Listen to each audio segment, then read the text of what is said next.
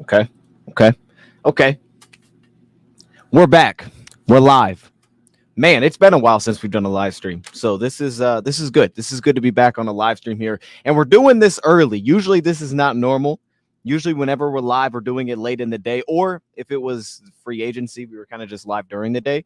But we're doing this a little bit differently. All right. So if you're like, yo, what's going on? 9:30 a.m. Why are we starting to stream right now? So I don't know if this is going to be the set time. I don't know if this is going to be the set time going forward. This is probably going to change. I actually wanted to go a lot earlier today. I was trying to make this thing like a for sure morning show. Like I was trying to do this thing at like 6, 7 a.m. That did not happen. The preparation took way longer. I mean, the time I got up, there's no reason that I'm live at 9:30. I should have been live way earlier, but it's fine. I wanted to make sure that it was good. So just a quick little background on what the heck we're doing here. So the plan is in the future, I can't say exactly when it's going to happen, but hopefully very soon. These shows are also going to be recorded as basically podcast as well, just the audio version. So you won't see anything, you'll just hear it. But I wanted to kind of mix them together and do both. My man Michael's in the building. Michael, how you doing? So I have different plans for this going forward, which is like we're going to have segments where people can call in, basically join the stream, talk a little bit, what they got to say, that kind of thing. But for me, I thought this would be the perfect way to do it. Now, it's going to be hard because I know I like to show a lot of graphics and show a lot of things, and we're still going to do that for the live stream format. That's the benefit of being here live, is that I'm still going to show some stuff. But I wanted to make this suitable. That way I can also make it the podcast version as well. So I'm kind of aiming for like an hour each show, and I think this is going to be daily. That's my goal. I want to make this thing daily. Obviously, some days we'll miss, but I'm thinking like every day each week we'll do this, and then obviously that'll just go on top of any show that we do beyond that during the week. I just have to figure out the exact times of it to make the most sense. And sometimes they'll probably adjust because I want to get guests on here, co-host, and a lot of times it's not going to work in the morning. My man Charles is in the building. Wake Up Lions has a nice ring. Morning Pride. Those sound good. As long as they like copyright or something, I'm good with rock with those. Those are good names. Yeah, if you have suggestions, throw the names in there. I like both of those, Charles. Charles always has good ideas. Right now, I just called it the DODcast, which is like an original podcast that I made a long time ago, but we never really stuck with. But it's like the 2.0 version. You know what I mean? My man Dustin's in the building. What up? Good, bro. How about yourself? I'm good, man. I'm really good. I'm happy to be back. Wingos, Dingo, Morning Dion. Okay, I see you on X. How you doing, man? And then chilling, making breakfast. There you go. That's what this is for. Okay, so we're not too late. Okay, so we're going to hit on a couple things today. I got to dive right into these. And like I said, I want to have in the future like segments where people can either call in, give their thoughts, that kind of thing. It just goes right into the show. But then obviously we're going to have the chat interaction as well. I'm just going to try to kind of flow it together really well with the video and the podcast version. That way they make sense. But there's two main things that I wanted to dive into today. Really, this was going to be like one major topic. And I think most shows will probably be like this. Like there's going to be one major topic and we'll hit on that. Maybe it's news. Maybe it's just kind of like a list that I come up with. You know, this is list season. So we have a list today. But this honestly turned into two. So we'll have to see if we can get through both of these. I'm sure that we will. And there's a lot of things to dive in here with both specifically.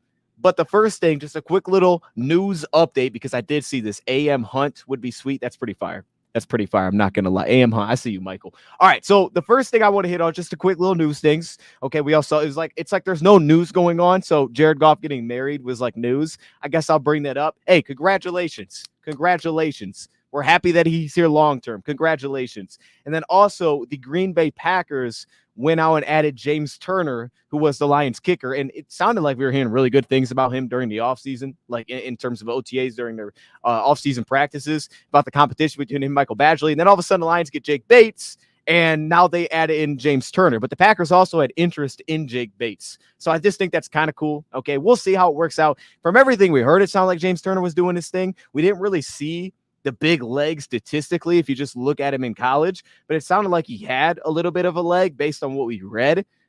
With that being said, though, Jake Bates, proven big leg, right? We went through the Jake Bates video, so I'm happy we have him. I just think that's interesting how that's going to all shake out. What's going on, Anton? I see you. How you doing, man? Congratulations, Jared Goff. Lovely wife. Absolutely. That's amazing. That's amazing to see. And your puppy, Quincy. Oh, I didn't even know he had a puppy, Quincy. Okay. What? I actually like that name. All right. So that's the first thing. Just wanted to hit the news. Now, the two topics that we're going to dive into today, and I think this is the order. The second topic is going to be the beginning of the title, which is top 5 underrated offseason additions. By the way, I realized I spelled my title wrong. Don't worry about that. All right. That's where editing comes into play. Okay. Grammarly, I got you. See, I got a subscription. I could just utilize Grammarly. The second thing is what we're going to hit on first. Lions drafting has separated them. That title doesn't make a ton of sense. All right. I didn't know how to word it because there's so many, like, there's limited words and letters that I could actually put in there. But this isn't something that I came into saying, I'm going to do this video. I'm going to research this and figure this out. I usually just stumble onto these things by looking for something else. So picking up off the Jared Goff news, one thing that was brought up, Joseph Dan brought this up, and he was like, hey, man, why don't you go back? Because we started talking about the 2022 draft. So why don't you go back and look at how those quarterbacks did? Because that was the year, it was the second year, it was after the first year for Goff. Lions were coming off a 3-win season. So they were at the bottom. We knew they were kind of rebuilding the roster, but they were at the bottom there. Goff had a really good stretch to end the season, but on the year, his numbers didn't look incredible. They were fine. And that's when the buzz happened. That's when it was like, yo, wait, Lions got the number 2 pick in the draft here. Let's go quarterback. All right. Not everybody was on board, but some were on board. Now, unfortunately for 2022, maybe the worst quarterback draft of all time. Like I didn't go back to like the 70s, but in recent memory, terrible quarterback draft so far. Terrible so far. I mean, we've seen certain guys like Sam Howell has gotten some snaps. Okay. Sam Howell, 21 touchdowns, 20 interceptions. That's not fantastic, but he had glimpses in there. He had flashes in there. But really outside of that, it's been a disaster of a draft class. So I started with that by just kind of looking through this draft class, and we can update what that draft class actually looks like because thank goodness the Lions didn't go that route. Thank goodness Brad Holmes didn't force taking a quarterback just because the idea was they needed to. Obviously, he believed in his guy. And I'm going to say this real quick as just a side note. All right, this is something that breaking down Will's film was nasty. This is something that I kind of get the sense. This is kind of how I think some of my perception has changed. Obviously, I think there's levels to it. Like Patrick Mahomes is incredible. Okay. I think he's the best quarterback in the league. That's what I believe. But I think most people believe that. But I do think that there's almost really 2 groups in a sense. There's the guys that you're comfortable with paying and that you pay. There's the guys that you pay at quarterback, and there's the guy that you shouldn't pay big money to at quarterback. And I think there can be a line drawn between those 2. I know some like it borders. Should they pay Dak? I wouldn't pay Dak. But the point is, right, there's that line. I think that's really where you can break this down into. The guys that you pay, and you can win a Super Bowl if you do your job. All right. Maybe certain teams got to do a little bit more. Maybe they got to do a little bit more of their job to actually make that thing happen. Okay. Maybe they have to have more success than other teams or whatever. Things got to just kind of bounce right for them. And then I think there's quarterbacks that aren't. And Goff is in that category of you pay the guy and you can win a Super Bowl with him. That's what I believe. And I think when you start to break down, and this is something that I know we've talked about, like how well Brad Holmes has drafted. But when you start to really dive in how well this dude has drafted, it's incredible. And we can break this down a lot of different ways because one of these players is going to show up in the next segment. Stay tuned for that. Rodrigo gets married this weekend. It's wedding season. Hey, I see you, Art. I see you. Wedding crashers. Okay, I see you. You got to go live while I'm in the office at work. Hey, like I said, hey, the recordings, the podcast, this is something to just break it up, Jordy. It's good to see you here, though, Jordy.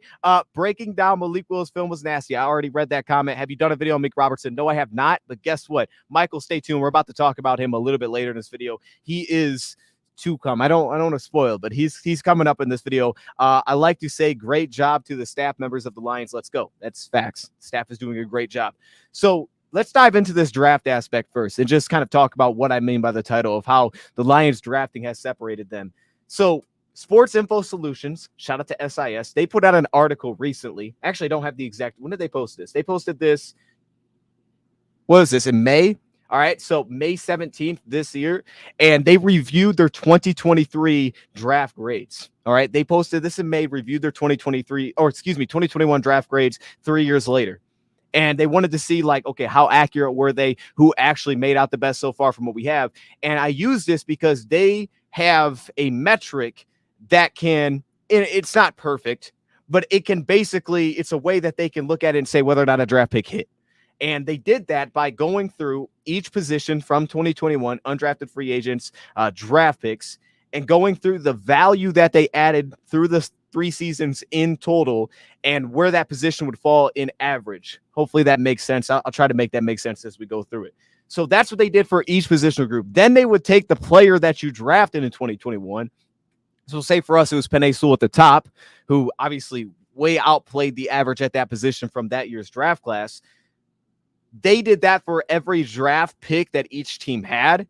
And then they were able to see how many teams, like, what was your hit rate from that year's draft, right? How above average actually were you in those drafts? The only thing that I wanted to focus on here was the hit rate. the hit rate that Brad Holmes has had. Now, the issue I have with this is I didn't go through like they did for 2021. When they post this next year, we can look at it again. But I didn't go through every single team's draft class and find the number of averages. That would have been an insanely long time. So instead, I just kind of simplified it. What I did was I just took the 2021 draft, and obviously every draft is going to be different. And I just took that total number. So basically what I'm saying is they have a total point value number that they come up with for a player, right? And 0 is essentially the average. And this uses EPA, historical wins projection, basically how much a player impacts each play. So even if receiver doesn't actually catch the football, did he impact the play? What impact did he have? Was it positive? Was it a big play for the offense? Was it a big play for the defense? And that ends up with a total number at the end of the year. So for example, this past season, Malcolm Rodriguez was a -2. Malcolm Rodriguez was a -2 this past season. The year before, he was a 17. So he's extremely impactful. We know he played a lot more in his first season. We know he was awesome in his first season. This year, that pulled back big time, okay? A lot of that was just not being on the field. So that's the number that we're looking at here, and we're just comparing it to the averages. And when they put out this article, they had the Detroit Lions at 2.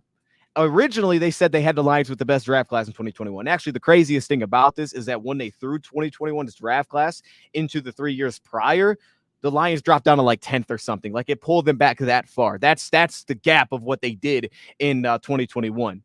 Question of the day: what is Brad Holmes' best draft class? Real quick on that, I would say I think his best draft class so far, even though it's still it needs more time. They've all been really good.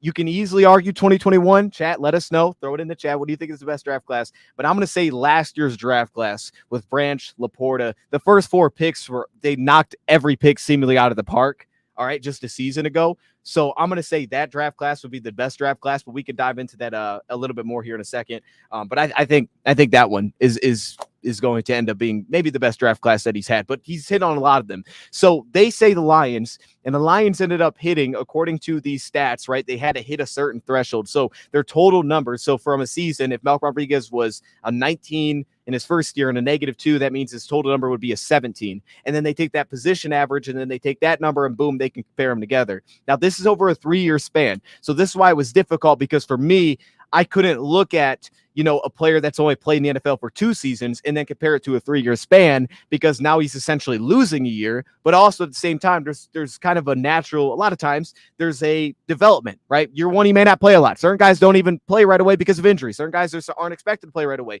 And then by year 3, you're expecting to play more. So there's also a curve. But we're still going to make this make sense, because I think it really does show how good Brad Holmes has actually been. It's a way to kind of put a number to that.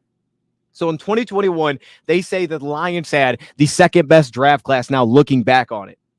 And if you look at it, the Lions, according to that process, hit on 5 of their 7 draft picks. And as they pointed out, if Levi essentially had 1 to 2 more points, he would have also been considered a hit as well. He just fell under that threshold. Again, a lot of that is him just simply missing time, because you're not earning points when you're not on the field. So 2021, Penei Sewell was a hit by a mile. Ali McNeil was a hit. Ife Melifanu was a hit, coming off his best season this past year. Amon-Ra St. Brown was a hit by a mile, and then Derek Barnes as well, considered a hit. And Derek Barnes actually a really strong season this past year, according to their value system, with the only other miss being their last pick in that year's draft, their first draft, which was Jermar Jefferson. Again, he just hasn't really seen the field. So 5 of 7, that would have been 71%. I believe that math is correct. 71% is what they hit on from that draft class based on using that TP score. So what I wanted to do was take it a step further. I'm like, all right, that's awesome. We know how darn good that was, and that really got everything started. And what's interesting is that if you look at all of these best teams, so I'm just rolling through, PFF puts their best roster list out. And I'm like, all right, let me just roll through and see what these teams have drafted over the past few years. And everybody kind of has done different things to put themselves in that position. Certain teams draft consistently well. Green Bay is one of those teams. Consistently, they just draft really well across the board. You have other teams that have nailed their early picks, right? Maybe they were bad. Maybe they had injured San Fran when they got Nick Bosa, and they've nailed early draft picks. They found just big-time stars where it's not just that they're good players or they're above average. They've nailed like the best player at that position.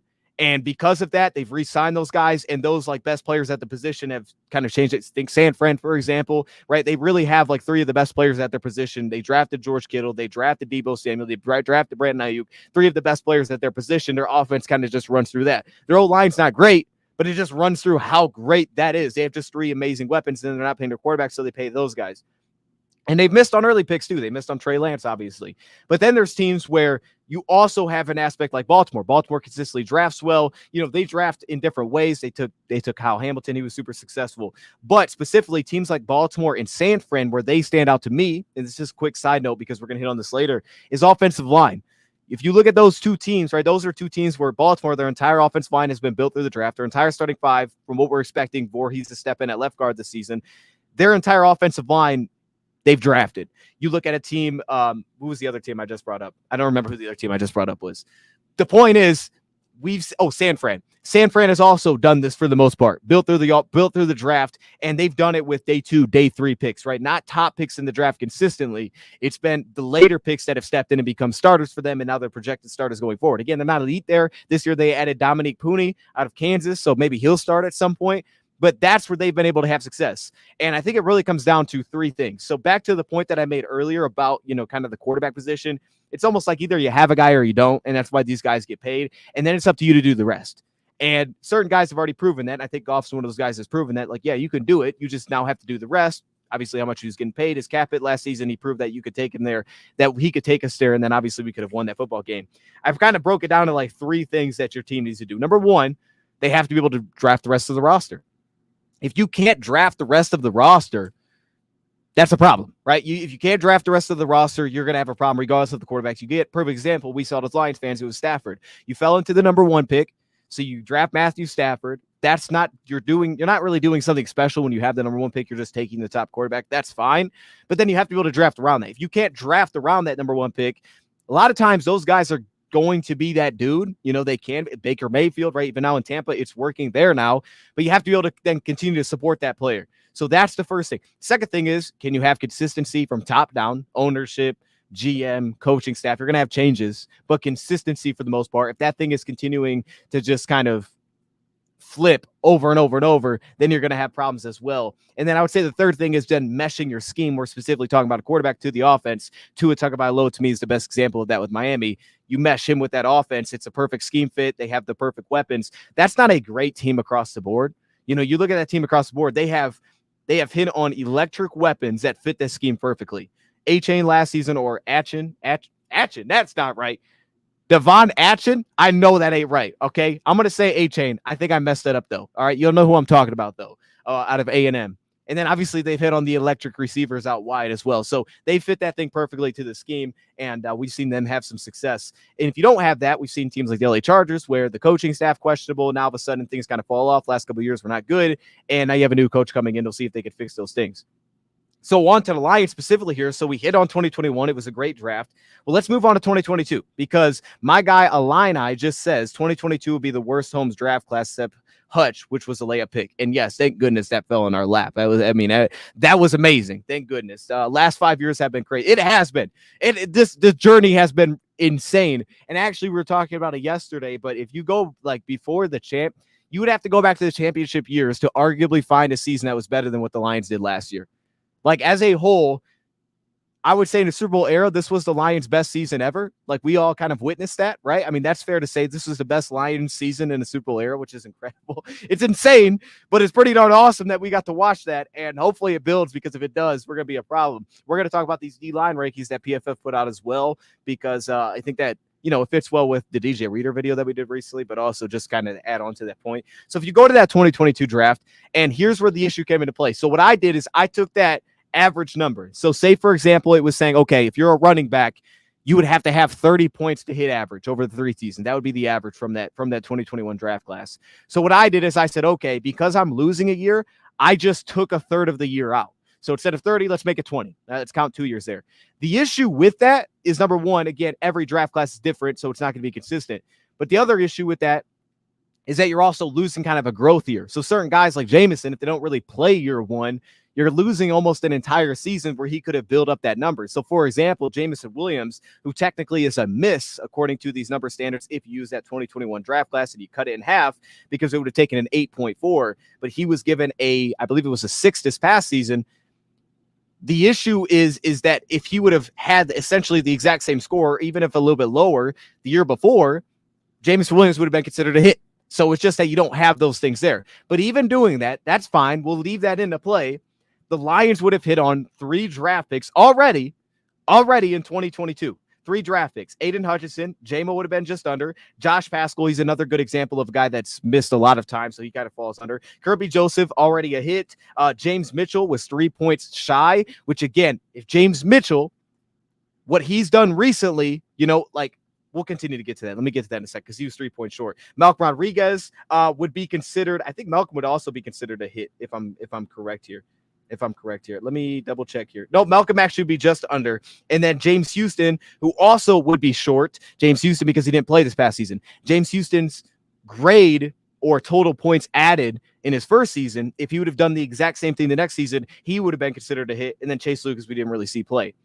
Here's the thing that I think is important to this. So technically, it'd have been 3 out of 8 hits. So James Houston wouldn't be a hit because James Houston, according to their metric, had earned 9 points in his first season, right?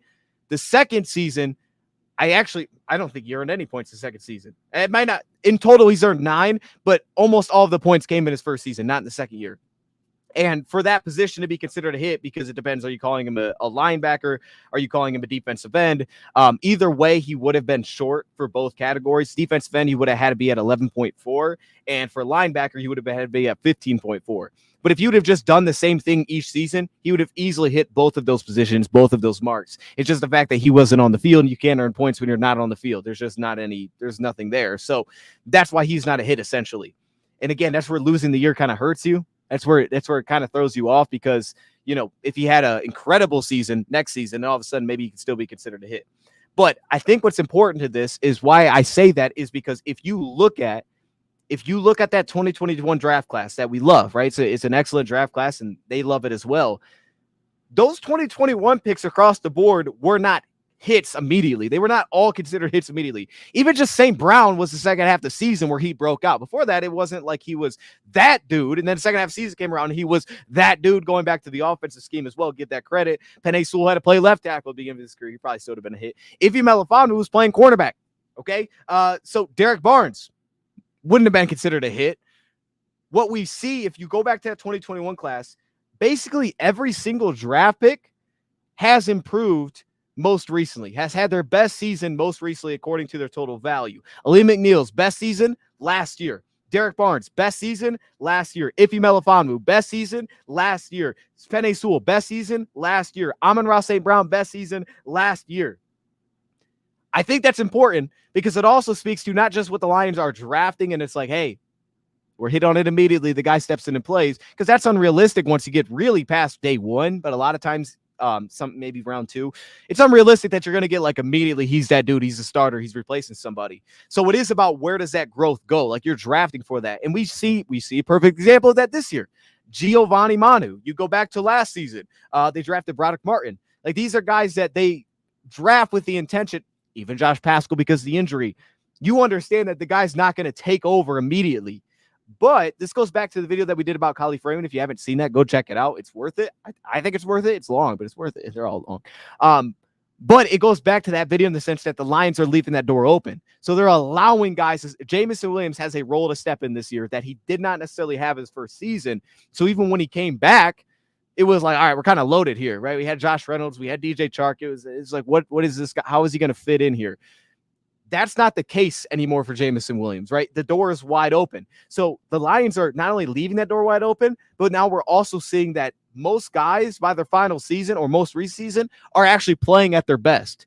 The only real exceptions to that, if you go through that 2022 draft class, because Jameson Williams' best season in his 2 years was last year. If you go, Josh Paschal's best season in his last 2 years was last season. The exceptions would be specifically Malcolm Rodriguez, who didn't play as much, and that was mainly because he had a first-round pick coming in, Jack Campbell, and he still had Alex Anzalone, and then obviously you have Jalen Reeves-Maybin coming in as well. James Houston did not play, missed most of the season with injury. James Mitchell, welcome Sam Laporta. So it's a lot of times this guy's being replaced, and then Kirby Joseph as well, who again missed a lot of time. A lot of times it's just guys, and Kirby Joseph was still good last season when he was on the field, according to their numbers here. But it's just guys that are not on the field necessarily. They're just getting replaced. That's where the Lions roster is at. They just have guys. I mean, 2021, these guys had to play. Malcolm had to play. He was like, hey, you day 3, but you playing. All right. Because we don't really have a lot of like answers there. We have Alex, and it's like, I don't know. We're kind of just leaving up for competition. You had to play then. Now we're just stacking guys certain guys aren't playing, the numbers are pulling back. So even though some of these aren't considered a hit because they're not on the field, you can also make the case that, well, Sam Laporta doesn't help James Mitchell being able to be that dude. And obviously Brock Wright just got paid, which is another guy we could just count towards the Lions draft because he was a UDFA signing for the Lions, right? Melk Rodriguez, I mean, you added linebackers. What is he supposed to do there? So 3 of 8.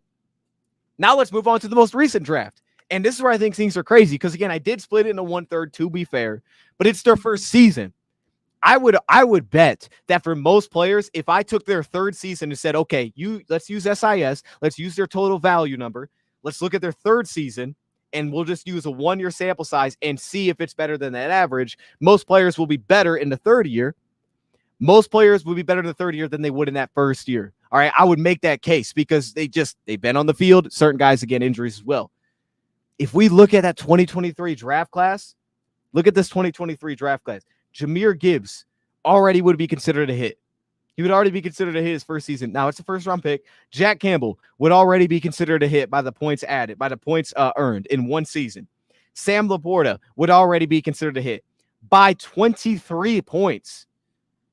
What Sam Laporta needed to be considered a hit, he blew out of the water in his first season. He was setting record. Brian Branch, by 23 points, already considered a hit. Their first 4 picks already considered a hit this past season. Now, you move on to the guys that aren't. Hendon Hooker's a backup, drafted coming off an injury. Again, this is a long-term play here. Broderick Martin, long-term draft pick. Then you go to Colby Sorsel, who was a backup. And Colby Sorsel actually earned 3 points. He needed 10 to be considered a hit. And Antoine Green, a backup. So like, okay, they're not hits. But that means in total, Brad Holmes has already hit, and this number will probably go up, on 52% of his draft picks. And in 2021, 5 of 7, nearly 6 of 7 with Levi. If honestly he used this on the field more, maybe we look at a 4-year span, he will after this season. That was 71%. He's sitting on 52% in 3 seasons. To put that into context, all right, hitting on over half of your picks and doing it, and it's again, we're not looking at a guy's career and like, man, did he have a good career?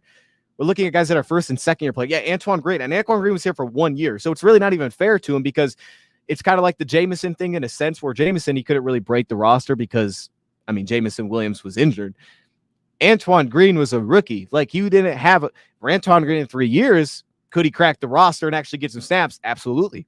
Absolutely. Right. Brock Wright. We've seen he's just gotten more and more. So the opportunity will become more available just based on what we know of the Lions, because that's what Lions do. Like, for example, if you looked at 2024, odds that Giovanni Manu has a great rookie season, very slim.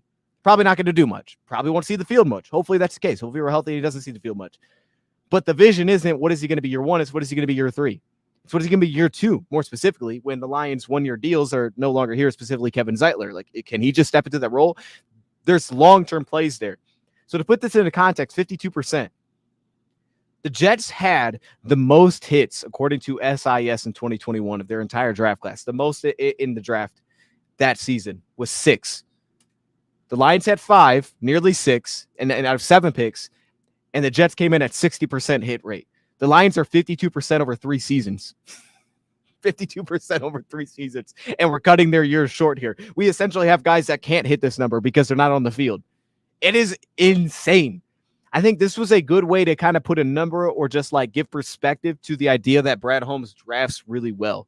Like, we know Brad Holmes drafts really well, but to actually like look at it like that, I think says all you need to know. Now, to expand on this, because we're about to transition into the next segment, to expand on this, watch this, right?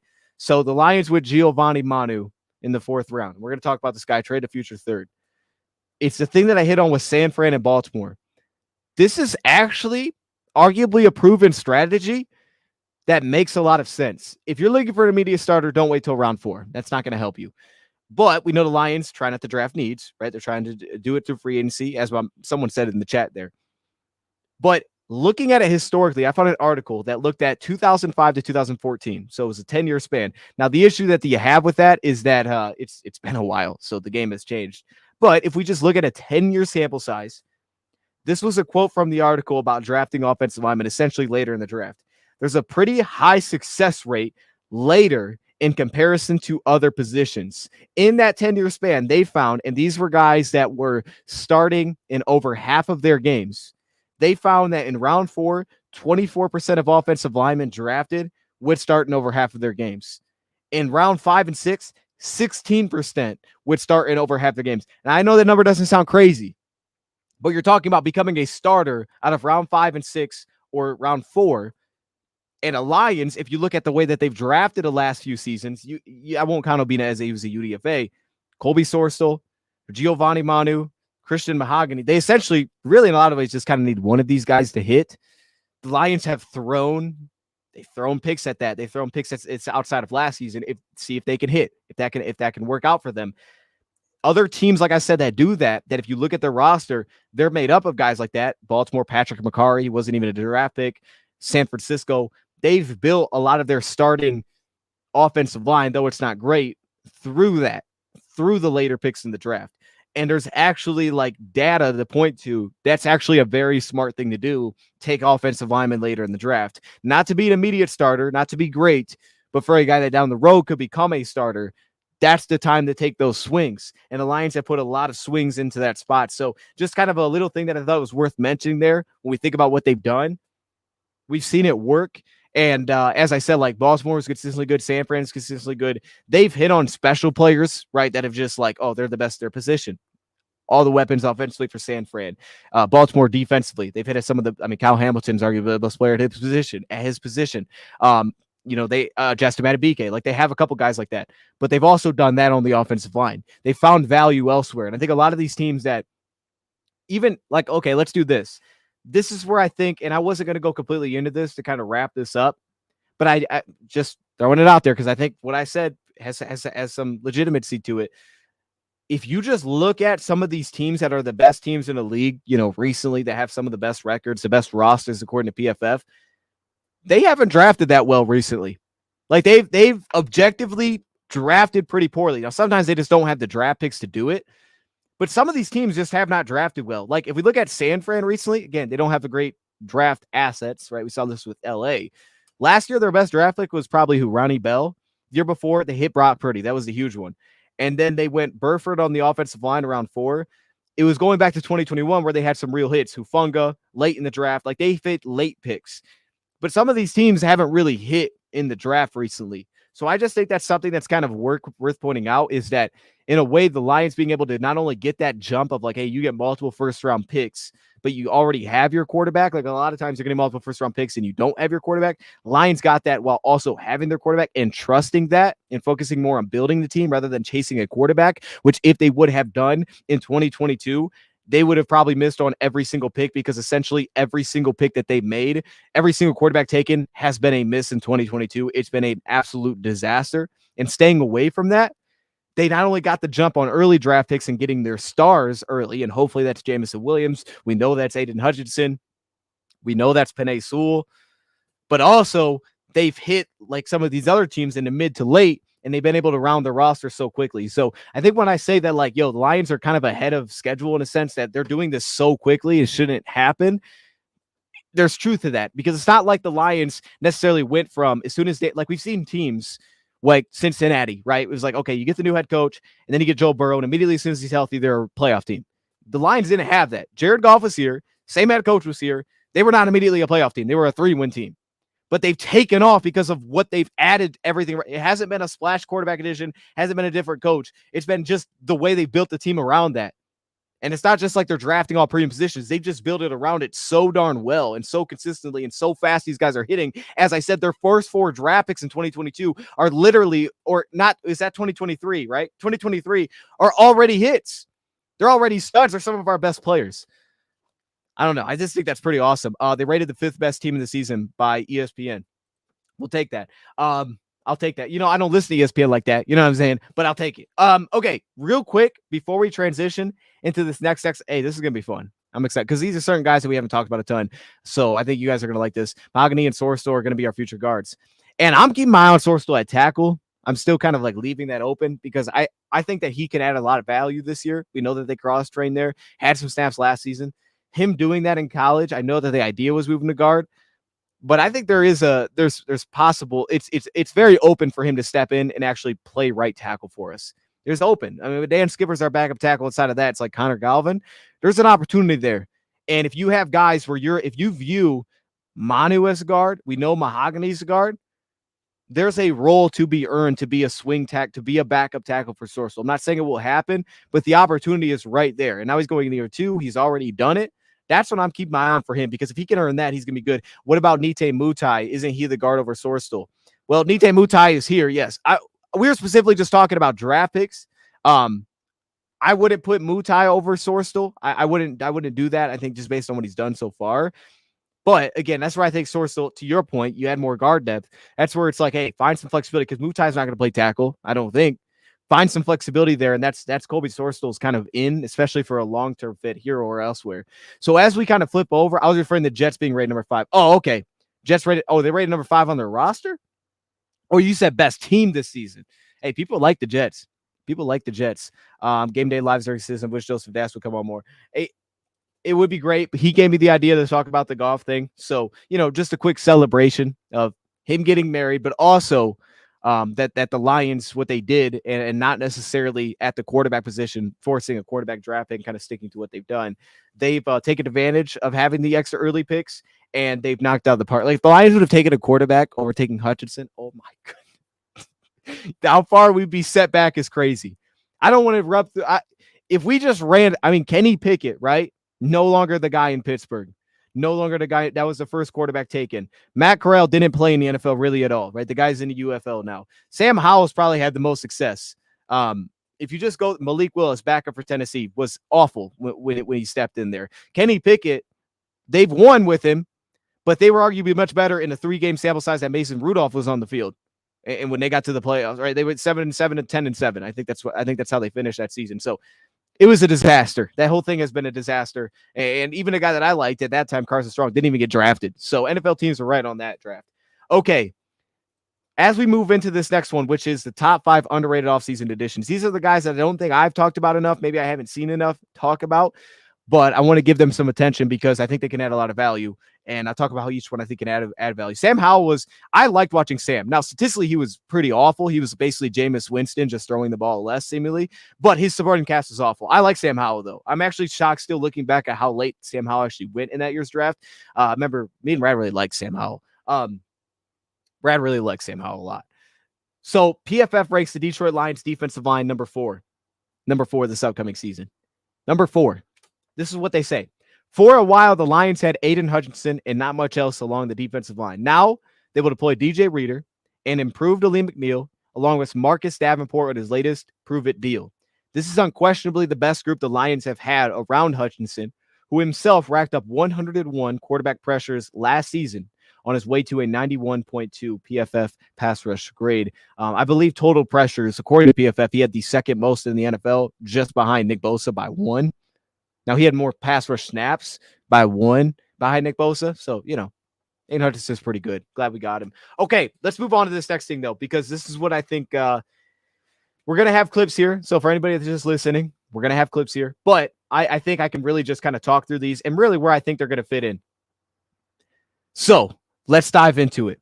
We're going to start off with 2 honorable mentions. I don't have clips for these 2, but I thought we just kind of open it up with this because this was tough to kind of limit myself on this list. I feel like I could have went so many different ways for so many different reasons. But the first 2 that we're going to roll with here, and I'm going to consider these the honorable mentions here. The first 2 I'm going to roll with is number 1, Emmanuel Mosley. I think getting back Emmanuel Mosley on a 1-year deal like they did, not because of, wow, he fell off, just because of an injury. I think that's an underrated addition. I don't know that he makes the team. But if you're telling me Emmanuel Mosley might not make the team, makes me feel really good about the cornerback room, because last season I thought Emmanuel Mosley was the best cornerback that we had, just talent-wise, and it was just about getting him on the field. Emmanuel Mosley coming back on a 1-year deal just because he came off another injury, obviously there's a lot of concern there. Makes a ton of sense. Yes, thank you, Jaguars, for not taking Hutchinson. You guys are amazing. Best draft moment ever for me. But I'm going to put Emmanuel Mosley on there because at some point we might need him. And I think he's a heck of a player. And I got to believe there's some off the field things as well, because obviously none of it was on the field, that the Lions liked about Emmanuel Mosley. to be willing to bring him back as well after not really playing, because we don't always see that. The other player I want to throw in here is Sione Vaki, the running back out of Utah / safety. I'm going to put Sione Vaki in here as well as an honorable mention. We did the video on Vaki. Definitely go check it out. I think he's a running back. Big thing for me is dude has no tread on the tires. This may be long-term. Dude has no tread on the tires. Okay, it's in a way it's concerning because well, he doesn't have a lot of carries, but he looks pretty awesome as a running back. Definitely check out the video in the very limited sample size. Receiving background in high school. The guy can run routes, catches well. You put those things in the fact that the guy doesn't have all the bumps and bruises that your running back typically would. That's usually one, that's always a good, man, how many carries does this guy have? He doesn't have that. So you have that long-term upside for sure when you talk about a running back, but it's also still even the games where he's not Gibbs athletically, obviously. The guy's rare, he's special. But I do think when you see games like last year, Tampa Bay, when we played him both times, and you see him on the road, and we could not run the football at all. We couldn't get anything going, and Jahmyr Gibbs was not there, and we just had nobody that could seemingly get the edge. Now you add Vaki into that mix. He basically replaces what the Lions have always kind of searched for in free agency, the guy that could back up that position, whether that was Swift and now Gibbs. He replaces that with a long-term answer. But I also think that his just main ability as a receiver for us is what's going to be huge long-term. What he can do as a receiver is going to be the difference because, again, you talk about playing the scheme. Is it not? He has no wear on the tires. That's absolutely right. Had no tread on the tires would be a bad thing. No wear on the tires. Michael, thank you. You saved me. I'm glad you hopped in and said that because that would have, yeah. All right. We'll just act like I didn't say that. Okay. That's a good look. That's a good look, Michael. There we go. Let me fix that. Okay. So Sione Vaki is going to be the other player that I'm going to put on this list. But I think when we talk about that scheme, if I bring up Miami, I think you could do a similar thing with Detroit. Obviously, what Ben Johnson has done, but even just the weapons acquired, the weapons fit Goff's skill set so well. It's just, I know we said that, Jahmyr Gibbs, give him a guy that can be dynamic. How many 2-minute drills do we see that's literally led by the running back? The Lions' comeback for Chicago was led by David Montgomery. It's led by the running. I mean, I can go back to the first win that we had against Minnesota. I believe it was Godwin that made the massive play that made a guy miss and got out of bounds. The running backs are the difference maker in 2-minute drills. Teams back up, you let him check it down, the guy just goes. Sione Vaki fits that. Obviously, Laporta does. St. Brown, Tom Brady was talking about the slot receivers, right? They can run every single route. But it also fits Goff so well for where he goes with the football. That being said, though, those are my 2 honorable mentions. Let's dive into this list officially. Let's do this. The first player, and I have less clips here because I've honestly showed these before. Plus, there's just less clips to look at. I've showed these before, though, so it's okay.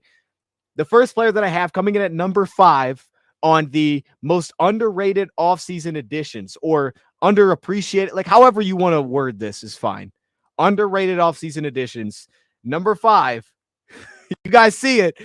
I'm going with Brandon Joseph. Getting Brandon Joseph back the safety. I thought Brandon Joseph had to be on here, okay? The big thing about this for Brandon Joseph is, and it says B. Joseph in this corner. That's pretty cool. Brandon Joseph, he was an undrafted free agent signing, didn't make the roster last season, so he's no longer on that UDFA deal for the Lions. And the Lions were able to bring him back.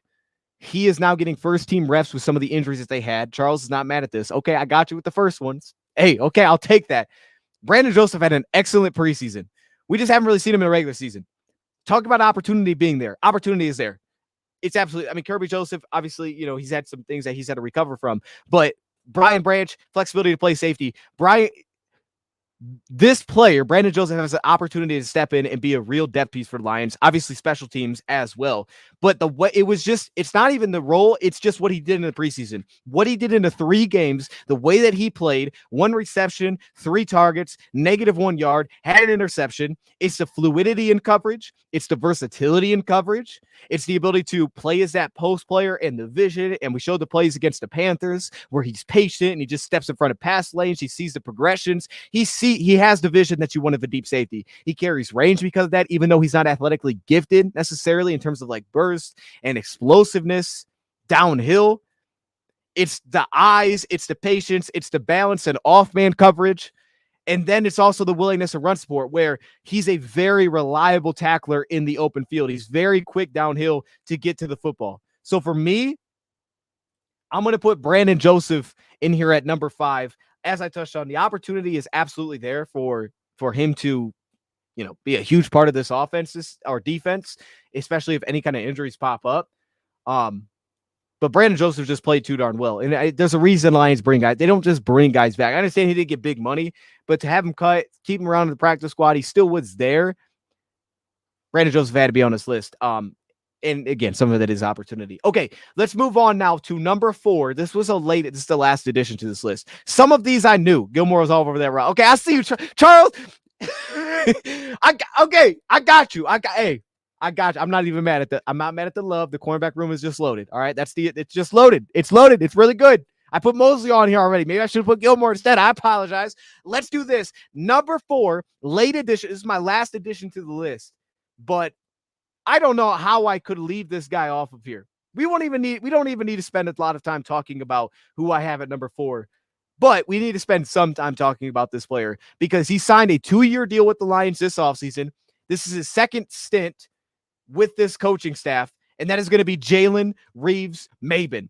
He just meant too much to the Lions. He meant too much when he was brought in. And it was New Orleans where he played 20 defensive snaps, and as soon as he stepped in, you're like, oh, that guy should keep playing. I should have pulled the clip. You can go back to my review of that game. He needs to keep seeing the field. This can't just be special teams. Play this guy defensively. Keep playing him defensively. And for the rest of the season, playoffs, he was really good. He had a very defined role for the Lions. He was a sub-package linebacker for the Lions. Gives you versatility. They don't want him out there consistently on early downs. That's fine. We know that he'll rip at the football. He was just a playmaker in his first season here. I mean, he came up with so many clutch plays on forced fumbles. And then it was also this aspect, red zone defense. The one area where the Lions were actually really darn good was red zone defense. Dan Skipper better not be on the list. Well, stay tuned. Stay tuned. Hey, actually, hold up. Dan Skipper maybe should be on this list. Red zone defense. Jalen Reeves-Maybin was a huge part of that. Jalen is obviously big time for the Lions on special teams, and they value special teams aces. They value a guy that can play on all units. They value a guy that they trust with the ball in his hands. He throws dimes when he's asked to on special teams, but it's because he has a clear role on defense. It's because he's smart on defense. He plays with all the energy that you want defensively, and you know exactly what you're going to get when he's on the field. It is a huge piece for the Lions. We're hoping that Jack Campbell's going to take that next step this season, right? I think a lot of us believe that he will take that next step this season. I do. And you have Alex. You have your guys there. But Jalen Reeves-Maybin kind of rounds this out. This is the veteran that I want in the playoffs, man. Just the way that he performed in the playoffs. This is the guy that I want in the playoffs, personally, if I have an injury and if you need somebody to step in. This guy will get the job done. He's got a very clear role. And to me, Jalen Reeves-Maybin had to be put on this list. There's a reason he got the deal that he did with the Lions to come back on a 2-year deal. He just adds a lot of value to the Lions. He adds a lot of reliability to the Lions, and his impact was immediately felt. Super valuable this past season. I'm happy that Jalen Reeves-Maybin is here. Last season, statistically, 8 receptions on 10 targets for 83 yards, allowed a 101 pass rating. He also had 3 pressures, which, by the way, I'm going to say this now because I'm talking about additions. He can't be on the list. Derek Barnes is not here. Can't be on the list. But Derek Barnes, I'm really keeping an eye on this guy getting some pass rush because he's consistently on the field. He's played on sub-package down. He's obviously taking massive steps. That's why he's considered a hit.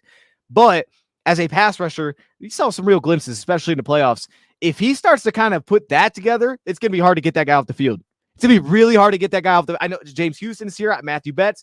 It's going to be hard to take dude off the field if that continues to develop and he continues to have that creativity there because obviously he had the game-stealing play against Tampa Bay. But Jalen Reeves-Maybin also did a little bit in getting some pressure for us as well. You just love the way that the guy plays the game. I love the way that the guy plays the game. So for me, I'm going to put him there. Again, he's not the most dynamic athlete to me in complex routes, or I put him on a tight end. He's like, he's a tight end stopper. He's not the tight end stopper. Okay. Jalen Reeves-Maybin is not that. But simple route, you run him on a flat. Can he get out there like this against Kamara? Yeah. If you run him on some of the more simplified routes, he's going to handle that. And then zone coverage, I love how he overlaps. He plays beyond his zone. He plays with vision through multiple receivers. So for me, Jalen Reeves-Maybin had to be on this list because that's the kind of guy that's going to really matter when you need him most. We already know that he's going to make a big play when we need it most, but it's also when it's late in the season and guys are banged up, you just need a guy that you can trust to be on the field. That's Jalen Reeves-Maybin. He comes in at number 4. All right, we're going to move to number 3 now.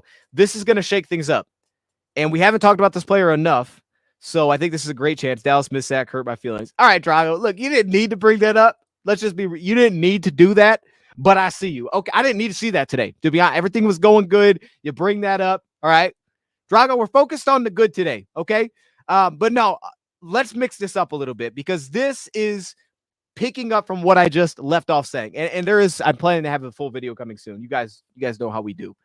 But how about I talk about a guy who's a little over 6'7". He's not Dan Skipper. He's not Dan Skipper. Hold on, I gotta lay that out like he was Dan. This is not Dan Skipper. A little over 6'7", 350 from University of British Columbia in college Canadian football that has different rules. You have to give a little more space. Let's talk about Giovanni Manu coming in here at number 3. At number 3, 34 and 5/8" arms, massive hands, 33.5" vertical. Okay, the guy put up 23 bench press reps. To me, this is something that hopefully we're not talking about him at all next season. This is not what's he going to be this season. You see, I didn't specify underrated offseason additions for 2024. Underrated offseason additions in general. Giovanni Manu, I don't think he's getting nearly enough attention because this goes back to the point that I made, to what Charles is saying. This goes back to the point that I made. This is where you strike gold. The Lions are willing to give up a future third to just add pick 126 to take this player. This is where you make out as a team, as a GM that is building a team and that's hitting on all these draft picks. This is where you need to have some success. This is where you find that long-term success because it opens up flexibility. You can't pay everybody. You have to make tough decisions. I thought about putting Kevin Zeitler on here. The Lions' willingness to say, hey, Jonah, we're going to move up. We're not giving you the big deal. We're going to go sign Zeitler on a one-year deal, who's arguably an upgrade. I think he is. But then we're going to draft behind that for the future.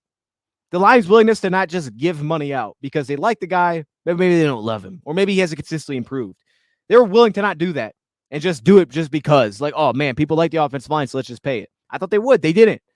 Right? They were like, no, we're not doing that. All right? We're not going to just give him the money. We have to really want to give the player the money because there's only so much to go around. We have to be stingy with how much money. We have to be picky. And the Lions were picky. They said, no, we're not going to do that. We'll give a short-term deal to Kevin, and we're going to go draft a couple guards. And this is a player that this is a year 2 draft pick. Need him to Jordan Mailata. This is a year 2 draft pick. The Lions need flexibility somewhere in who they're going to be able to pay because they got a lot of guys they have to pay. They can get that in the interior offensive line, which is continually an emphasis. As I can't remember who the report was, but someone said, recently in an article that our offensive line is in a league of its own.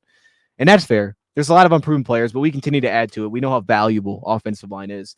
But just like San Fran, just like Baltimore, that's been able to find success here, save money here potentially because you're not paying these guys, big time money because it's first round pick or big money in free agency. The Lions have to find these, just like they've done a lot of other positions. And Giovanni Manu is that player that can do that for the Lions long term, that can step in for the Lions long term, save them a ton of money at the guard position because he can be a replacement for Kevin Zeitler potentially. But also, it's not just what he can be in terms of fitting the team. It's also, as my man Charles just said, potential.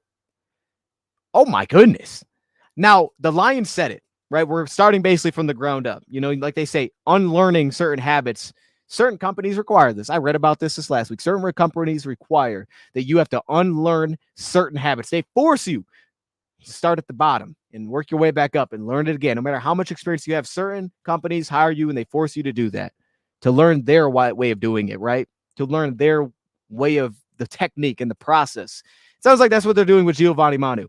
And that's absolutely okay because while Mahogany, who I like a lot, we did the video on him, maybe Mahogany's ready faster than Manu, especially at guard to step in. But this is what the Lions have laid it out. It's very clear what the vision is. This is long-term. We have to start from the bottom. If we're pushing him at guard especially, he loses consistently at the top of the rush. We see that. But it's the traits. When we grade offensive linemen, when we would do our offense, when we would look at offensive linemen, our critical factors were traits. It was traits of the player. It was the reactive athleticism. It was the control. It was the power. It was the anchor. It was the play strength. It was traits. That's what mattered the most. Now, obviously, you got to have football intelligence, certain positions, maybe more than others on the offensive line, but you had to have the traits. And the traits, to me, is what got Giovanni Manu drafted. Not only the measurables are insane, but it's also just the specific reps that you see, the traits. Explosive in his kick slide, how fast he's able to get out in his kick slide. Very quick into his into some of the short sets, so you could open up a lot of versatility there as well. It's the control that he plays with along the edge when edge rusher tries to get the edge, but he's also able to recover, but also maintain and stay on his feet. Doesn't feel like he's lunging. Doesn't feel like he's just turning and running. He's able to open his hips naturally and just get out there while also staying on his feet, staying under control, not consistently being on the ground. It's the sustain upside where he can latch, and we'll have better clips when we do the actual breakdown video, where he consistently can just latch guys. And when you see the footwork, when he gets contact and he starts to just run with players, when he's engaged, that sustainability to me is one of my favorite aspects. Okay, I love the footwork, his ability to run through contact, his active feet and pass pro. I like his wide base. I like the balance, the consistency of staying on his feet. His pass pro needs some work. I got a lot of knocks there from just looking at my notes so far. He's firm on contact, the way that he's built. That's what the Lions have here, man. They have a potential, very valuable long-term option, potential flexibility within this player, but also understanding that and drafting a guy like Christian Mahogany allows that to happen. Like if you didn't add Christian Mahogany, it is Nitain Mutai and Colby Sorsel as your backup guards. And where's the flexibility for Colby Sorsel? I don't know. Maybe he has to be a guard. Like maybe that's priority one. Now that can open up a little bit. You drafting Christian Mahogany allows him to take that time to develop. And that is massive. Take that time to develop. So for me here, this player, clear. It's super clear that this player had to be on this list. This is the second level ability. It's the consistent knee bend. If you watch him for a guy at 6'7", he doesn't look tall. He doesn't play tall. I thought about sitting CJ Moore here. He doesn't play tall. He's consistently bent. He's consistently sitting in his stance. You can see it off the line. Look at him here. Look how low he plays. Consistent leverage into contact. Then you see the sustain. You see that just natural power that he has. I thought Christian Mahogany was kind of a no-brainer. He's actually one of the first players that was like, yep, this guy's going on the list. Not getting enough talk. Won't get much talk this year. So let's give him some now before things kind of go quiet. And then when we revisit this long-term, we say, man, that pick 126, super valuable. There's a reason the Lions took this. They knew. Like, here's the thing, as we talk about. You take guys later in the draft, you're probably getting a player that athletically is going to be very shaky. Probably going to lack a lot of things and traits that you want. Maybe very smart. Maybe limited upside. Maybe able to step in and play. Maybe.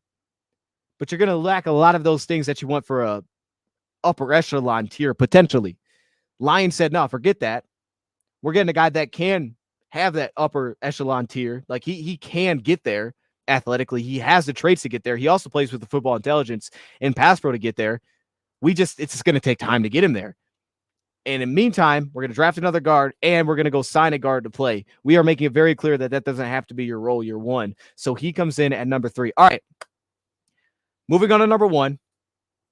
CJ Moore and JRM are back. It's so good to have those guys back, man. Moving on to, number 2. I said number 1. Moving on to number 2. On to number 2, we have a guy that we have talked about before. Haven't done a full breakdown on yet, but it's coming because I've visited this like 3 or 4 times, but we're going to do it anyway. And a guy, PFF just brought him up. They just brought him up. And I'll be the only guy to be on this train. That's fine with me. A lot of this is things that we can't really control. We need him to be healthy. You guys know who I'm talking about. It's going to be Marcus Davenport. Marcus Davenport at number 2. So I'm just going to start with the numbers here because I always like doing this just to kind of give context to it. Last season really played in like 2 games. And the thing is, Marcus Davenport doesn't always look great as a pass rusher, right? It doesn't always look pretty. Doesn't always look clean. But the Lions added Terrell Davis, who we're told is the best defensive line coach in football. Now he's got a strong, resume to back that up. But that's what we're told. And for a lot of us, like there's a lot of things that we just don't see. We're like, okay, he's the best defensive line in football. We can see what their defensive lineman did, but how do we know he's the best? How do we know he's the best defensive line coach in football? Like, is it a certain way that he, goes through drill? Like, how do we know this? Well, that's what they say. So if we take their word for it, and they believe that, this is exactly what Marcus Davenport needs. It's exactly what he needs. He needs that. But yet, what's so intriguing to me about Marcus Davenport is the fact that it doesn't really look that clean all the time. There's actually a lot of times where it looks pretty ugly. But it's also then the consistency at which he still gets to the quarterback, which is mind-blowing. And the numbers say that. And when you watch him, you're like, yeah, it didn't look right, but he is right next to the quarterback again. That's what's mind-blowing. That's what stands out, because it doesn't have to look pretty, and somehow he still finds his way to disrupt the quarterback. Let me read some numbers. Taking out this past season because it was such a limited sample size. I mean, we can do that, but let's just go through last 3 seasons with New Orleans. 2022, 34 pressures at a 12% rate. 2021, 42 pressures at a 14.1% rate. 2020, 34 pressures at 13.65% rate.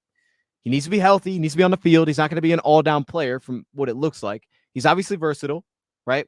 We see him out here in a wide alignment from the 6 technique playing tight ends.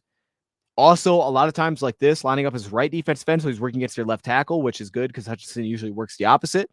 Being able to play on that strong side is a big defensive end. Also having the flexibility to stand up and rush if you want him to, drop into coverage. We saw that even with Minnesota this past season. But to put those percentage numbers into context, right? Because it's not the largest sample size, but when you see it every single year, it's like, yeah, that's pretty good.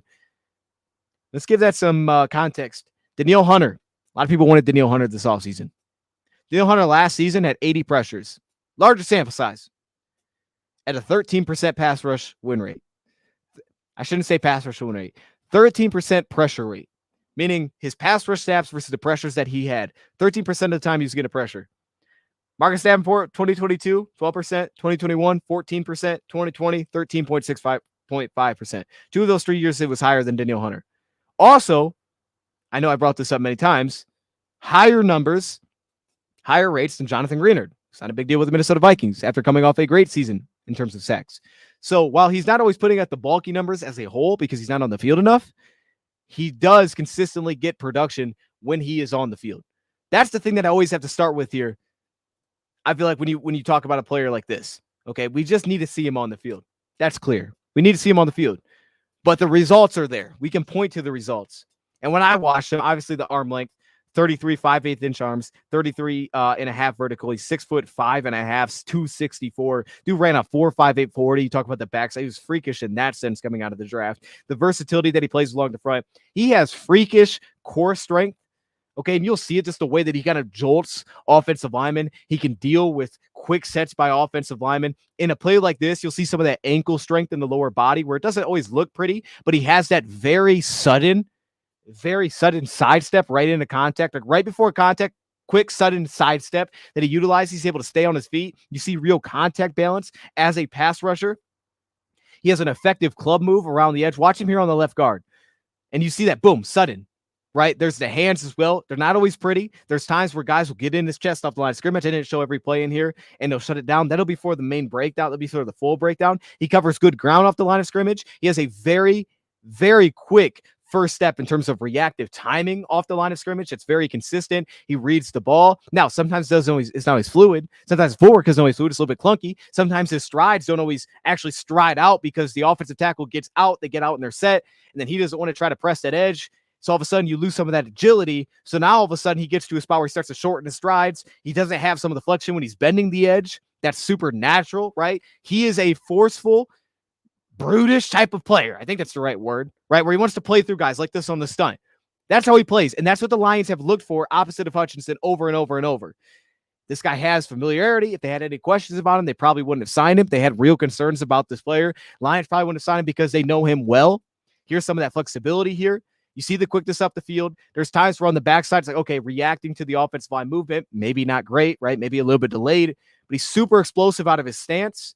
He can get upfield extremely quickly. Sometimes laterally, it's just not always reactively as quick as you like see. He kind of falls behind on plays. Here, dealing with receivers or multiple blockers or dealing with backs, doesn't always have a great plan. You know, kind of just looks like he's running in place. Like he doesn't always have a great plan with his hands. Doesn't really always know what to go to as a pass rusher. But yet consistently, he racks up pressure rates. Consistently, year after year when he's on the field, he gets pressure. There's the suddenness, there's the hands, there's the finish through contact. And he does this against really good tackles. He consistently can collapse the pocket. He's a very tough in pursuit run defender. And then on the front side, obviously the strength at the point of attack as well. Here he is against the tight end one-on-one. It's not always pretty. His hands don't always get clean, but this is a player that just consistently produces. And the Lions were able to land that because essentially he signed a prove-it deal, and then on that prove-it deal, he didn't play. Similarly, to a different extent, like Emmanuel Mosley, right? Mosley, it's been years, right? Mosley has missed a lot of time. Marcus Davenport, just 2 years ago, skipping 1 year for 4 straight seasons, was extremely productive as a pass rusher, year after year after year after year, every time he's on the field. The Lions were able to essentially just grab that player on a cheaper prove-it deal because he didn't do anything with the last team because he didn't really play at all. Now you put that guy into this defense. That's underrated. I'm telling you, Marcus Davenport is extremely underrated. Statistically speaking, he's easily the best pass rusher that we've had opposite of Aiden Hutchinson on the other side, just from what he's done outside of James Houston when he was at his best. So, yeah, Marcus Davenport was an easy one. He comes in at number 2. Dude needs attention. Hopefully my breakdown will give him some more attention, but for now, I'm going to put him there. Again, there's questions. He doesn't play with the most shake, right? He doesn't play with the most shake. Doesn't always have a great plan. Agility can be a little bit questionable, I think, at times. He's a little bit clunky off the line, but this is why you have the best defensive line coach in football, right? It's not just for Broderick, right? There was a plan there, but also Marcus Davenport. Like, what if we can find consistency in just terms of like every game? Like, I'm going to have a different plan, and here's my plan. Or let's consistently open up those strides. Let's make you play your fastest. I'm saying Marcus Davenport's going to be an issue. Dude's 27. He signed in that perfect range. And honestly, this has worked. Now, here's the weird thing about Brad Holmes. Before we get into number 1, a lot of these has actually worked, right? I mean, Charles Harris worked, I would say, on the 1-year deal. The issue has been the extensions beyond that. We've arguably had our least success with Brad Holmes in terms of giving out extensions. Romeo Okwara, injuries. Tracy Walker, well, other guys just kind of came in and replaced Tracy Walker. I think he also had injuries as well, if I remember correctly. That's been like the biggest hiccup, is actually giving out extensions. Charles Harris, I kind of pulled back a little bit there. I think Charles Harris kind of fell back to earth a little bit, but I don't know. How do I want to put that exactly? Like, he didn't have the same season, but some of that was just opportunity. That's been kind of the most inconsistent part, is giving out extensions. But the 1-year deals have actually worked.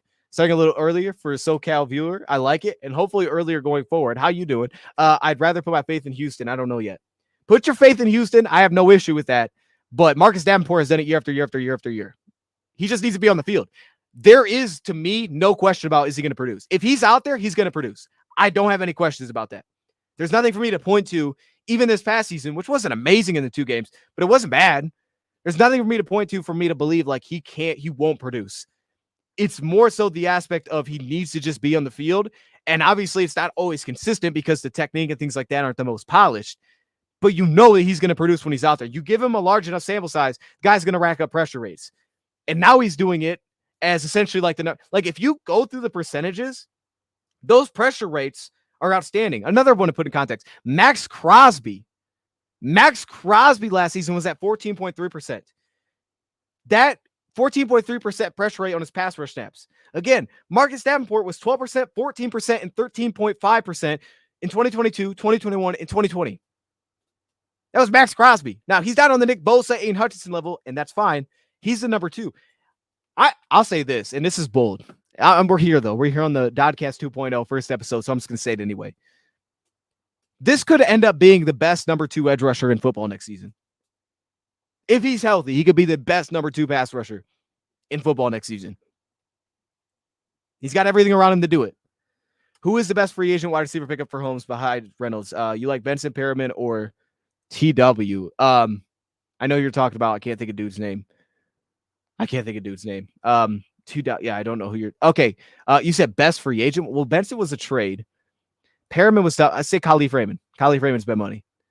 But if I had to pick one of those 3, like, are you making me pick one of those 3? If I had to pick one of those 3, I would say TW, because I think I know who you're talking about, but it's unfortunate he just didn't really play at all. I think that he still could have been effective here. Okay, let's move on to number 1. Someone asked for it. You got it. Hey, Khalif Raymond. See, we pulled that one out. Khalif Raymond was a good one. Number 1 is going to be Amik Robertson. So I always like to look at the contracts, and it sometimes just doesn't work, right? Cam Sutton signed a 3-year deal. Now, I will say, like, Cam Sutton wasn't awful every single game and everything he did. Like, we saw the way it ended. They were going to keep around seemingly Cam Sutton again this season. And the cool thing about this move is that, from what we've heard, it wasn't necessarily going to happen. Like, once the Lions made the trade for Carlton Davis, according to Brad Holmes, if I remember correctly, This wasn't a move that they were going to make because, like, well, we got Carlton. Okay, we're not going to sign this deal. But he insisted, like, no, let's do this thing. All right, are we making this happen or not? And they're like, all right, he wants to be here. Let's sign him. Sign him to a 2-year deal. Not a 1-year deal, 2-year deal. I think that's important. A lot of 1-year deals are given out. Lions gave a 2-year deal here because this is a difference in the sense that this isn't a player coming off of his worst season, not a guy coming off an injury. He's coming off of his best season in football. Best season in football in a defense that was kind of a disaster in the back end. He was the standout player, played well against some of our division rivals. I thought he had some good plays against us. Not perfect, but I thought he had some good plays against us. Forced the interception. Tyrell Williams. There you go. Tyrell Williams. Yes. Okay. Shout out to Tyrell Williams. So Amik Robertson signs a 2-year deal coming off his best season, right? The 5'8", 187-pound cornerback out of LA Tech. I do love that, by the way. I think that'd be a fire jersey to get. LA Tech jersey. I think that'd be awesome. And I think that this player has to be on this list. I put him at 1 because, 1, his role could be massive. He might start in the slot for us day 1. It's very possible, right? If Ray Starr's not ready to go and Brian Branch is playing safety, maybe one of our safeties kick out of the lineup, he could start in the slot. Very possible. I don't know for sure, but it could happen. So there's that aspect. And he's done both. He's performed pretty well. I would say against LA, I thought he did a good job in the slot. Thought Amik Robertson was solid when he was in the slot against LA. Not always perfect, though, from that spot. I don't think he always shows kind of the fluidity of what you'd want from your typical slot cornerback, right? But obviously he plays with anticipation. He plays with real instincts and zone coverage, plays with the aggressive demeanor, similarly to a guy like Brian Branch, though I think he is much less consistent as a finisher against a run, getting off of blocks, finishing his tackles in terms of reliability there. Here you see him again in the slot here working against the Chicago Bears. You're going to see a lot of slot work in this game. But he does play the game with the high football intelligence, reading quarterbacks' eyes really well, playing with those instincts in coverage, and then also carrying a lot of the athletic ability that you would want from a cornerback, whether that's slot or out wide. He carries a lot of the, here you're going to see a missed tackle. And to me, that's some of the short area quickness. It's the consistency of which he's able to play really low in his pads. And it's also the transition ability, the way that he opens his hip, off man, press coverage. He loves to play with the physicality. He fits in that way. It's things like this, right? It's the quick dives. It's the quick transitions in zone coverage, reading the quarterback's eyes, taking away progressions. He is the player that I've seen most out of any quarterback that I've watched for the Lions so far that makes plays without making a play. Like, making the quarterback just throw the ball somewhere else because he jumps on a route and the quarterback's like, I don't really want to try that. You see the body language reads consistently where receivers start to show they're going to break and he just sits on it and he sits underneath comeback routes. He gets a little bit aggressive. He could get bit on double moves. That will happen. As I said, the fluidity is a little bit questionable at times. But as you see like this, he's bouncing the lower body. He's explosive. And he's extremely physical, like here he is against Romeo Doubs in the back of the end zone, where he kind of anticipates maybe this is going to break towards the pylon, doesn't, sits down underneath the route, shoves it out of bounds. Amik Robertson is a perfect fit for the Lions. I've liked him for years, and then we actually did it, and I kind of like forgot about him a little bit. I liked him at the trade deadline. The Lions went out and they signed him, and I think the fact that he insisted to be signed, it just speaks to exactly who he is as a player. And you see, like, this play against, this reminded me of the play against Christian Watson last season. I think it was Cam Sutton in coverage where we gave that vertical shot to begin the game. Here he handles that. Obviously, Christian Watson can absolutely go, but he's very proactive to get over top, take that away. It's almost like that sense of kind of the tendency of like, okay, he's probably trying to get over top here. And also being aware of your strength. Again, jumping down on the progression there, taking the pass away. It's things like that. It's very twitchy, right? Very, very, I said bouncy in the lower body, very reactive like that. He's quick to trigger downhill. You see that in cover 4. He reads progressions, good acceleration burst downhill. He's physical. He's loose in his hips. He can read routes. He plays low. I obviously have some real knocks within the player's game. This was my favorite play to seal the game where he lets it get in his blind spot, watch the recovery, reads the receiver, doesn't look back for the football, gets in his chest, then he finds the football, high points it, takes the ball away, ends the game against Green. It was beautiful because that was primetime football. We're all sitting there watching. It was like, Amik, go get that. And I was hyped because I had just done a thing on Amik Robertson. I didn't have him as like, it was my Amik Robertson video, but he was on the list. We were talking about trades. I think I did some on Bleacher Report for that. So to see that was awesome. And you could see the transitions here, working underneath like that against Sky Moore and how aggressive he is in those spots. I have knocks, late passing off routes. There's inconsistent dealing with stacks and kind of the communication there. I think he takes real hit and miss angles to the football run, sometimes even against the pass as well. But to the ball carrier, he lacks some of that fluidity. I think he's a little bit stiff at times when you just watch him kind of change speeds, really pace routes specifically. That's where I have some knocks. He could be knocked off balance sometimes with physicality of receivers where he's not always playing with balance because, again, he's a little bit more urgent and sudden than he is fluid in coverage. And I think that could be more of an issue from slot than it is out wide. I really actually like him out wide. He'll declare his ips a little early. He can get a little bit ultra aggressive in certain spots. And he's not, again, the same run defender as Brian Branch, but he definitely plays with the physicality. He definitely plays through blocks. He battles. Meek Robertson could have a huge role this year.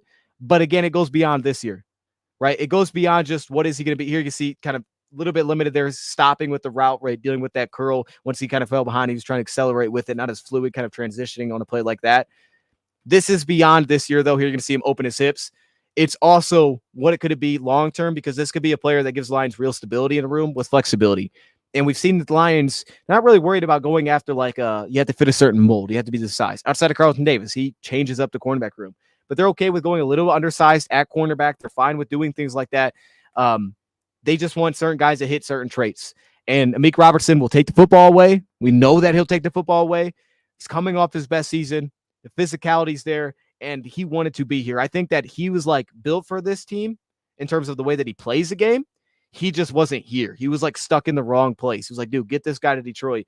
And now that he's in Detroit, he comes in at number 1 on my list for underrated moves that the Lions. You can see him get a little physical, but underrated moves that the Lions made this offseason, underrated additions, I should say. Meek Robertson at number 1 because, you got to have guys you can just rely upon. Carlton Davis may not be long-term. We'll see. You still have 2 rookies who they're great player. I love me, Terry Arnold. You guys know I love Enos Rakestraw. I would have been cool taking him at the back end of the first round. But it is nice to have a guy that's went out there and proven it. And I think getting him on a 2-year deal is pretty nice. You don't have a super long-term thing where it was with Cam Sutton, it was 3 years. But I also think the story behind it just makes perfect sense. I'm glad that just because Lions added Carlton, they didn't just say, we're not going to sign him. Him pushing to be brought here is huge. And I think what's cool about this is when we talk about these roster rankings, and PFF put out the roster rankings, and they put the Lions at 6. And when you see that, and I can read it off here, their concern with the Lions was this. Biggest weakness outside cornerback. The Lions not only addressed outside corner, it was they made one move and they're hey, we fixed it. The Lions went out and added Meek Robertson, who plays wide. I think sometimes better at wide cornerback. Carlton Davis via trade. Terrion Arnold was their first pick. Their second pick was Enos Rakestraw. The Lions literally added 4 cornerbacks. All 4 could play outside. Rakestraw did both. Terrion Arnold, I think, could do both. We know Robertson could do both, and Carlton Davis is a pure wide corner.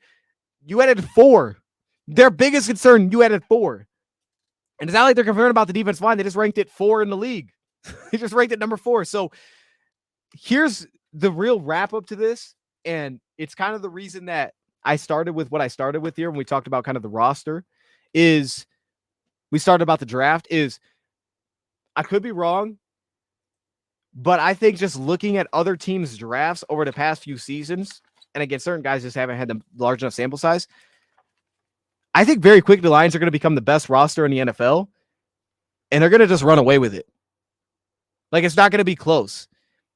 This is how it's going to consistently going to work because Lions paid their quarterback. They know that he can win while being paid, so they have that boom check. Either you have one or you don't. Like I said earlier, you have one or don't. I believe you have that. You have your coach, right? It wasn't a coaching change that made the Lions take off. It's been the same coach. So you have that check. The culture top down is strong right now with Sheila Ham. Check. Scheme fits golf. Check. Ben Johnson keeps wanting to come back. Right. So the only thing that can then make that fall back is you stop being effective at drafting because the Lions have said since day one, they're going to build through the draft. If the Lions started missing draft picks and they were just missing left and right, they're we can't hit draft picks anymore. And I don't think their strategy is going to change. They don't build through free agency clearly. They plug holes. Zeitler, DJ Reader, they plugged holes. But long-term, neither of those guys are long-term. Broderick Martin's long-term.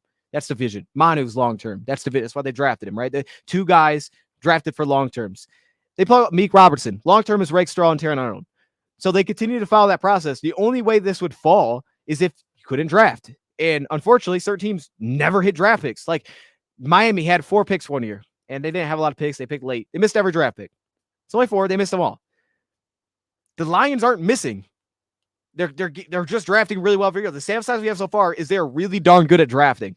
52% are already proven hits according to the total points value if you're just joining. And I think when I started to look at some of these other teams, and I'm like, I expected more. Like, I'm like, all right, let me look at the last 3 years. And certain teams are just not drafting that well recently. Some are. Certain aren't. Like, I went to Cincinnati. Cincinnati in 2020 drafted Joe Burrow, T. Higgins, and Logan Wilson, the linebacker. Awesome. Boom. You added 3 dogs. Since that time, their best draft picks are what? I would say it wasn't great in 2021. 2022, they had a Cam Taylor-Britt, probably the best draft pick. 2023, they had a Jamar Chase. Jamar Chase, their first pick, and then Evan McPherson. They haven't really done a ton. I don't believe. I mean, from when I'm just looking at the names, I don't know those teams as much, but I think when you just look across the board, like Miami hit on their dudes, right? They had one draft where they took Jalen Waddle, Jalen Phillips, Javon Holland. Boom, they nailed it. Year before, missed every pick.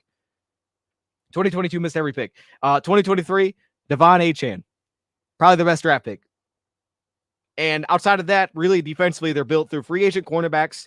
They're built at safety because of the draft pick. They're good at edge because of their draft picks. And then offensively, they hit the speed. They traded for Tyreek, which was draft picks. Fair enough. They did trade draft picks for that. And Jalen Waddle. So they've hit that. Like, they have their identity. I think a lot of these teams have an identity, is what I'm saying. Like, a lot of these teams have an identity that they've been able to build through the draft or trading picks to build that identity. They have that. But you don't see it year after year after year where it's like, oh, continued success. Like San Fran recently, their draft classes are like, bro, 2021 was good, right? I mean, Hufanga, Lenore, they took Mitchell in that draft. And then you go back to the last 2 and you have Brock Purdy, which is their best hit. I mean, it's a great hit. It's a great hit. Burford and Ronnie Bell. You got, I guess, Jake Moody. Like, it's fine. You hit on the quarterback. You hit the big one. But what I'm saying is I just don't see, and the Lions, again, they took advantage of hitting their blue chip players with their picks that they were able to gain, and they didn't have to use it on a quarterback. Took advantage of that. Honestly, when Brad Holmes made that moves, my goodness, man, he had to be so happy. Because if this was truly his long-term vision, he had to be so darn happy when he made that trade. Like, yo, hold up. We're going to get a guy that is that guy. Like, if Brad Holmes is thinking like I'm saying right now, which is there's either the guys and then there's guys that aren't the guys. You either have one or you don't. And he's like, Jared Goff is a guy. As soon as he made that trade, he was probably fired up. Because he knew right away we're building through the draft. This is not going to be an immediate turnaround.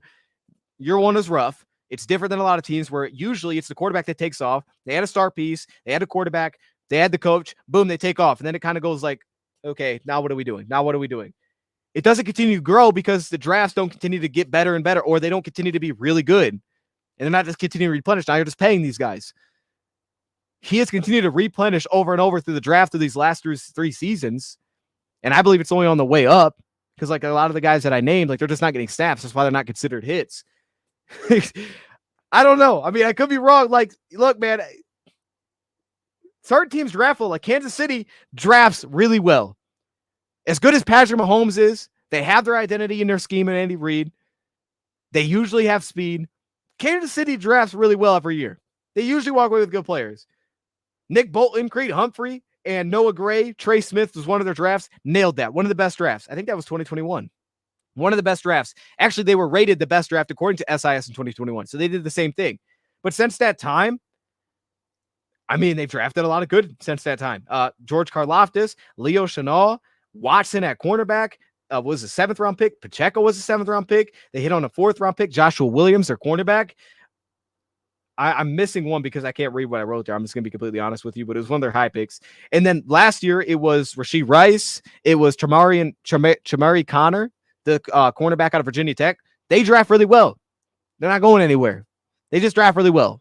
They traded away Tyreek, took their picks, kind of replenished through the draft. They continue to draft well. The teams that draft well, I understand they have Mahomes, but I think there's another factor to being that good every year. They continue to draft really well, man. They have the consistency, they have the coach, they have the quarterback, and then they continue to draft. Some of these other teams, bro, you can look at it and be like, hey, yo, that ain't good. That ain't good. They're not one of those teams. Houston has drafted pretty darn well. You know, over the last couple of years with their new general manager, they've drafted well. CJ Stroud, Will Anderson, they took advantage of their 2 top picks. But then beyond that, they added Take Dell. They added Jared Patterson, who's a starter for them. Year before, Derek Stingley, Jalen Petrie, Christian Harris. They actually added 4 players that were good that season. Damian Pierce. They don't have a great offensive line. It's not great. Like Kenyon Green was questionable. They don't have a great offensive line, but they're hitting on if you hit like 3 or 4 draft picks, you're doing something really good. Like that's the point to this. So I think when I say that number is 52% are already considered hits, their first year 71% were considered hits, 5 of 7.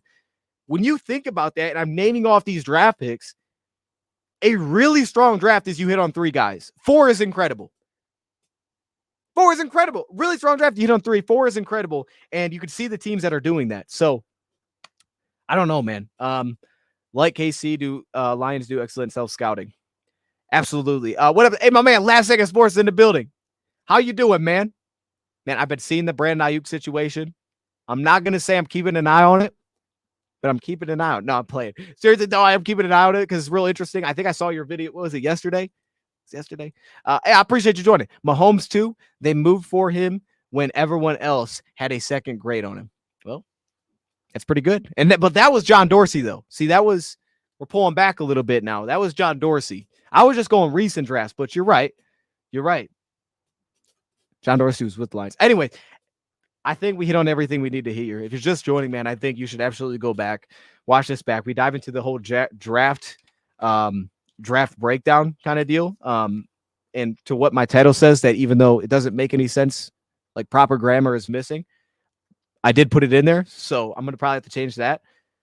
But outside of that, man, like this is the plan going forward.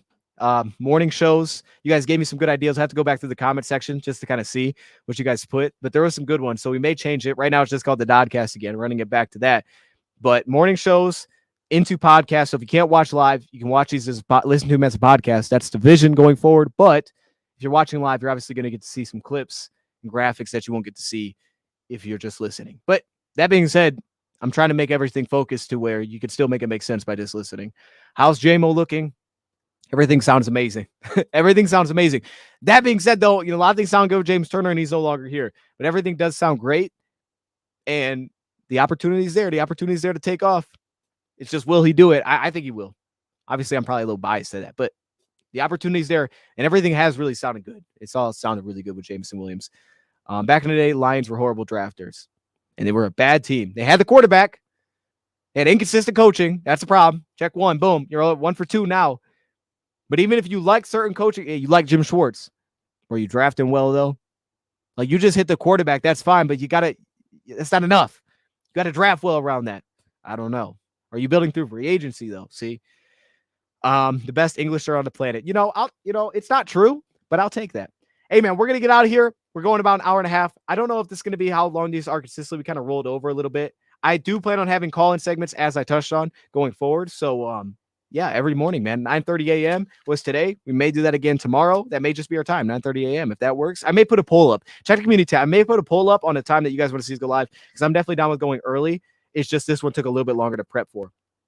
Again, run it back. I appreciate y'all joining. Have a great rest of your day. And I'll see y'all again, at very least, tomorrow. And we out.